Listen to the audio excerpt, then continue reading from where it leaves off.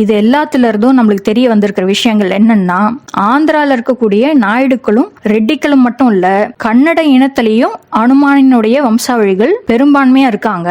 இது தவிர கேரளத்துல இருக்கக்கூடிய நாயர்களும் மேனன்களும் கூட அனுமானினுடைய வம்சாவழிகள் தான். மேலும் இந்த தெலுங்கர்கள் இலங்கைக்கும் ஏதோ ஒரு காலகட்டத்துல இடம்பெயர்ந்திருக்காங்க. அங்க இடம்பெயர்ந்த தெலுங்கர்கள், அதாவது அனுமானினுடைய வம்சாவழிகளை தான் இந்திய பிராமணர்கள் இலங்கை யுத்தத்துல அவங்களுடைய அடியாட்களா பயன்படுத்தியிருக்காங்க. இந்திய பிராமணர்கள் ராமனுடைய வம்சாவழிகள், இலங்கை தெலுங்கர்கள் அனுமானினுடைய வம்சாவழிகள். இவங்களுடைய உள்நோக்கம் ராவணனின் வம்சமான தமிழ் மக்களை அழிப்பது. ராமாயண போர்ல ராமனுக்கு அனுமான் மட்டும் இல்ல, குகன், நலன், நீலன், ஜாம்பவான் போன்றவர்களும் ராமன் பக்கம் நின்று அவனுக்கு உதவி செஞ்சதா அந்த கதையில இருக்கு. இவங்களுடைய வம்சாவழிகள், அதாவது குகன், நலன், நீலன், ஜாம்பவான் போன்றவர்களின் வம்சாவழிகள் இன்னமும் தமிழ்நாட்டுல இருக்காங்க.